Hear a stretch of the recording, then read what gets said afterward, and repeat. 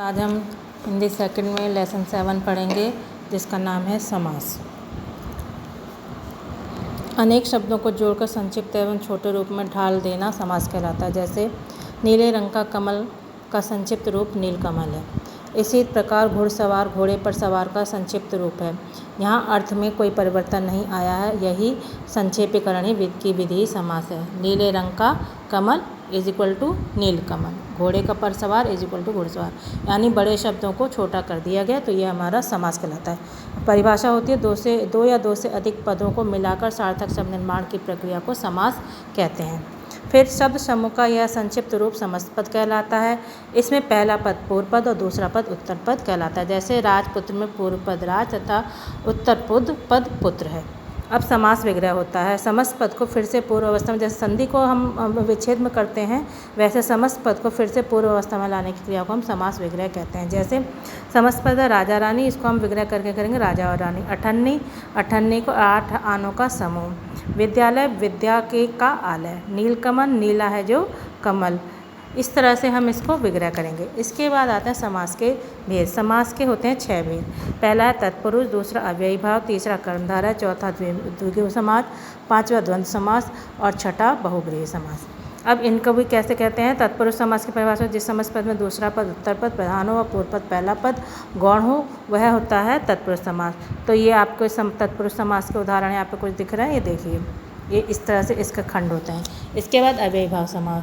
अव्ययी भाव समास, इस समास में पूर्व पद प्राय अव्यय होता है और समस्त पद भी अव्यय रूप में प्रयुक्त होता है। जैसे यह है समस्त पद, यह है पूर्व पद और ये हुआ उत्तर पद और ये हुआ समास विग्रह। फिर आता है कर्मधारय समास। कर्मधारय समास जब विशेषण विशेष्य का उपमान उपमेय शब्दों में समास हो तो उसे कर्मधारय समास कहते हैं। जैसे विशेषण विशेष्य ये आपको यहाँ पे दिख रहे हैं समस्त पद में, और मोर पूर्व पद में, फिर उत्तर पद में और फिर समास विग्रह में। इसके बाद आता है उपयुक्त सभी समस्त पदों में। अब आपने देखा कि उनका पहला पद दूसरे पद की विशेषता बता रहा, अर्थात पहला पद विशेषण और दूसरा पद विशेष्य है। फिर आता है उपमेय उपमान और उपमेय।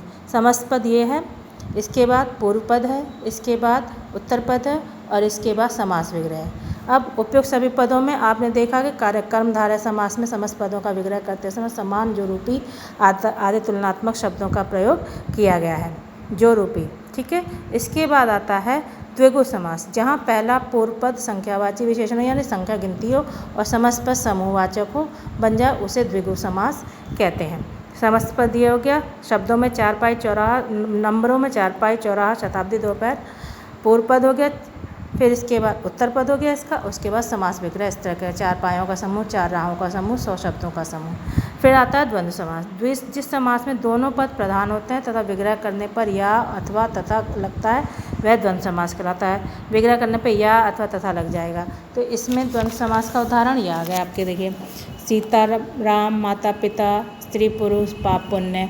इसका हो गया सीता उत्तर पद, फिर उसके बाद समास विग्रह सीता और राम, माता और पिता, स्त्री और पुरुष, पाप और पुण्य। इसके बाद आता है बहुब्रीहि समास। जिस समास के दोनों पद प्रधान हो ना हो और समस्त पद के अर्थ के अतिरिक्त कोई सांकेतिक प्रधान हो, उसे बहुब्रीहि समास कहते हैं। अब समस्त पद ये दिख रहे हैं इसके, गजानन चक्रपाणि चतुर्मुख दशानन, पूर्व पद गज चक्र चतुर्दश, उत्तर पद आनन पाणि सुख मुख आनन और समास विग्रह ये सब। गज हाथी के समान, आनन है जिसका अर्थात गणेश जी, चक्र हैं पाणि हाथ में जिसके अर्थात 4 मुखों वाले अर्थात ब्रह्मा जी। बहुब्रीहि और कर्मधारय समास में अंत में, कर्मधारय समास में पूर्व पद उत्तर पद में विशेषण विशेष्य और उपमेय उपमान का संबंध होता है, जबकि बहुब्रीहि समास में दोनों पद मिलकर किसी तीसरे पद की ओर संकेत करते हैं। जैसे कमल नयन, तो कमल विशेषण हो गया और नयन विशेष्य हो गया। कमल जैसे नयन कर्मधारय समास हो गया और कमल जैसे नयनों वाले अर्थात विष्णु बहुब्रीहि समास हो गया। इसी के पास पाठ समाप्त होता है। आशा करते हैं आपको समझ में आ गया।